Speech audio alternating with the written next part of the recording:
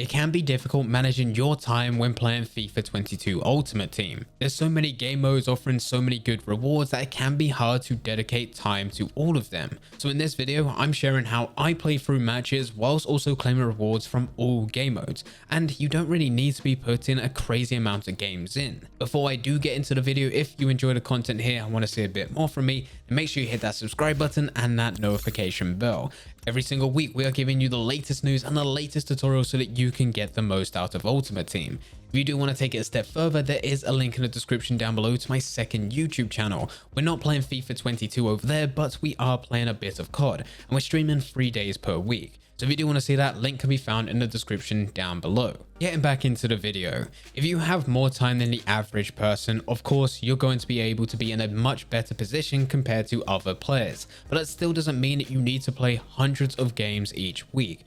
For most game modes, there's actually a cutoff point. A cutoff point where you're better off using your time to start a completely new game mode to claim the rewards from there, rather than actually continuing on the current path that you're on. So the first game mode that you should be looking at every single week is Division Rivals. Now with this, if you have only just started Ultimate Team and you're in Division 10, then I highly recommend actually dedicating quite a bit of time to Division Rivals right at the beginning. There is a way in which you can play a very few amounts of games later on once you become established, but if you start this out right at the beginning, unfortunately you're not going to be getting any good rewards. You actually want to spend some time going through Division Rivals so that you can get into a higher division, and also you can start building up some qualification points. Once you do become an established player, and what I mean by this is that you're in a division where you feel like you actually belong. Your skill is at a very similar level to your opponents that you're playing at, and it's not just easy 2, 3, 4-0 wins every single time that you get into a game. You're actually having some close games. You may be in a position where you're actually winning a game, losing a game, winning a game, and losing a game. This is where your skill is equivalent to those that you're playing. Now, one thing worth mentioning before we go any further, with the reward payout for divisions, it isn't based on points every single week. It's actually incredibly simple. You get your reward by winning games. There is only 2 options. You either win 3 games or you win 7 games. And this is the same for everyone. What makes the rewards different is that it's dependent on what division you're in and how many wins you get. For example, 3 wins in Division 5 is not as good as the reward compared to 7 wins in Division 5. But at the exact same time, 7 wins in Division 5 is not as good as 7 wins in Division 1. Another thing to bear in mind with divisions, it is your only source for qualification points when you first start. You need 1,500 qualification points to enter FUT Champions, which we will talk a bit more in depth just in a sec. So knowing this with Division Rivals, it makes it very simple for you to understand a cutoff point. If you manage to get 7 wins, 1,500 qualification points, and you're not progressing to higher divisions, you're better off going to other game modes. No matter what division you're in, if it's win 1, lose 1, win 1, lose 1, and you're stuck at that rank and you're not progressing, you're simply not going to get a better reward. And for the time and effort that it will take you to eventually progress there, because you will when checkpoints are involved, you're actually just better off using that time into other game modes where you are going to start from the beginning and progress a lot further forward. The only other reason why you want to carry on playing matches during a week is for you to climb the seasonal milestones. This caps out at 90 matches for a season, but you do have about 40 to 50 days to do this. So if you have already managed to get 7 wins, 1,500 qualification points, and you're not progressing to the higher divisions or the higher ranks, then it's definitely time for you to move on. After Division Rivals, we then move over to FUT Champions. This is the next obvious choice. You have managed to get 1,500 qualification points, it's time to go through the first stage. This one is pretty obvious, but you do need to play all 9 games. If you want to be extremely efficient, you can just get all the way up to rank 2 for the qualification token and then just forfeit the remaining matches. One thing to say about forfeiting matches is don't immediately pause and just quit the game. Take the time just to score an own goal and then forfeit. This brings no extra benefit to you. You're still going to get the loss for the game, but your opponents will actually get that as a win. Whereas if it was 0-0 and you quit, that game for them just doesn't count and they have to replay again. So if you're going to take the time to benefit yourself by forfeiting matches because you're still going to achieve your rank, as you will be able to get 1 point for a loss, then it makes sense for you to take the extra couple seconds just to score an own goal so that you can help out your opponent. Also with this, make sure that you do play all 9 games because the rewards are instant. The second you finish that final game, the rewards are added to your account. With the weekend league, it's very similar. There's actually been a lot of players this year that don't actually play any of their matches. They go into the weekend league and forfeit every single one of their matches. The reason they do this is because you can get 1 point for a loss. This still means that you're going to get 20 points. That is equivalent to you being able to get to rank 5, which is still pretty decent rewards. So if you do want to be efficient, you can do this, but if you do also want to maximize your rewards whilst also being efficient with your time, then you should carry on playing the matches and see how far you go. Yet again, with this game mode, there is a point where it does make sense for you to forfeit. And this is when you have just achieved a certain rank, but with your games remaining, it is mathematically impossible for you to progress forward to the next rank.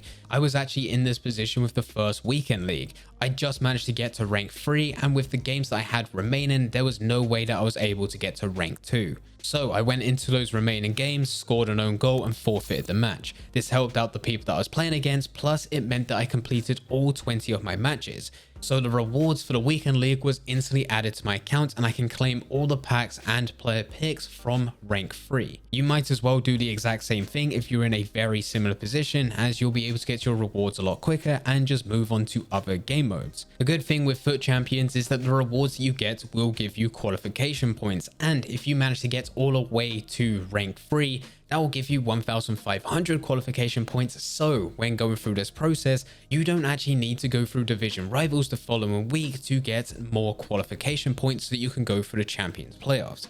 You can simply win your 7 games so you don't have to play division rivals for the rest of that week, and then go into the playoffs where hopefully you'll be able to qualify first time. If not, then that is when you do need to go back to division rivals to get qualification points. If you've managed to get your 7 wins within division rivals, if you've completed all 9 of your matches for the Champions playoffs, and if you've managed to finish all your matches within FUT Champions, or you're still waiting for that tournament to start, then your next best game mode to go to is squad battles. For most players, squad battles is where you're going to be spending the rest of your time. It makes sense for you to play as many of these matches as you possibly can because you can keep on building up. Especially right in the early stages, you'll be able to rank up incredibly quick. And there is quite a significant difference between the rewards that you get every single rank. Most of you guys watching this video should be aiming for at least to hit the gold ranks. This is gold 3, gold 2 and gold 1. One thing that I will say about this game mode is just to double check the rewards you get for each rank. This is because with some of them, there is not much of a difference between one rank compared to the next rank. There actually becomes certain stages where you're better off staying at the current level that you are rather than pushing forward. So at gold 3, you'll get a jumbo premium gold pack, prime mixed players pack and 5,000 coins. But for you to push up to gold 2, you get a jumbo premium gold pack, a prime mixed players pack and 6,000 coins. The only difference here is 1,000 coins. And for a few of you guys watching, it doesn't actually make sense for you to actually progress forward. Now you need to make this decision for yourself. If you're someone that's able to play on world class, then yes, you're going to have way more than enough points for you to play one game and go from gold 3 all the way to gold 2. But if you're someone that only feels comfortable playing squad battles on professional or semi-pro difficulty, then this is going to take you 3 or 4 games to take you from gold 3 to gold 2. And the effort required for you just to get those extra 1,000 coins just isn't worth it. This becomes the point in when this game mode is no longer giving you any extra rewards for the time in which you're putting in. You're actually better to go to something completely different, and as we've actually gone through a lot of the other game modes, it actually makes sense for you to go on something like FUT Draft. The only way that it makes sense for you to actually progress further than gold 3 is if you're actually aiming to go for gold 1. Because even though there is only a 1,000 coin difference between gold 3 to gold 2, in gold 1 you'll get a prime mixed players pack, a prime electrum players pack, 1 jumbo premium gold pack and 8,000 coins. And this becomes a much bigger jump. And it actually makes it worth for you to leave gold 3 to go through gold 2 to eventually progress to gold 1, but only if you're going to be going for gold 1 or beyond. If you're going to be selling on gold 2, it makes no sense. If you're going to be pushing for the elite ranks or even the top 100, then carry on doing what you're doing. Achieving each of these ranks and actually progressing forward gives you much better rewards than a rank that you was able to achieve previous to that. So you can just keep on going. If you are someone that's settling at that gold rank reward, preferably gold 3 or gold 1, and you still have some time left over but not enough time for you to progress any further, then it only leaves one extra game mode, and this is FUT Draft. I have actually already gone through a video here on this channel talking about FUT Draft. This year, online is probably one of the sweatiest game modes I've been in. Everyone's putting up their 15,000 coins, 300 FIFA points, or their draft tokens so that they can hopefully get a much better reward by going through all 4 rounds of FUT Draft. And if you're following through this video as the most efficient way in which you can play through all game modes, then you've gone through division rivals, champions playoffs, the champions finals, squad battles, and now you're going into an online draft. It can get pretty stressful. So I actually substitute the online draft for me to actually just play the single player draft. It is fairly boring gameplay when you're playing against the AI, but with this you select your difficulty that you want to play it, and as long as you're selecting a difficulty that you're comfortable with, you will be able to go through all 4 rounds. All 4 rounds where you will be given coins back for your initial investment, and on top of that, at the end, you will be getting a pack worth more than those initial 15,000 coins that you entered. And typically, if you're going to be going through a single player draft on professional difficulty, which I believe every single one of you can do, you'll be able to get a jumbo premium gold pack and a gold players pack. And so far, already grinding this several times in FIFA 22, I forced myself to do it every single week. I have not made a loss yet. Every single time I go through this, I'm always able to make profit. So with all of this, I know it might sound long with how I'm explaining things, but I am trying to go in depth to give you as much information as possible. If you was to go through this in the most efficient way, trying to claim rewards and packs from every single game mode, with it still being very good rewards, you're going to have to play 7 matches in division rivals every single week, and these must be wins. You're going to play 9 matches for playoffs. This isn't necessary to get to rank 2, but you may have to forfeit a couple if you want to be extremely efficient.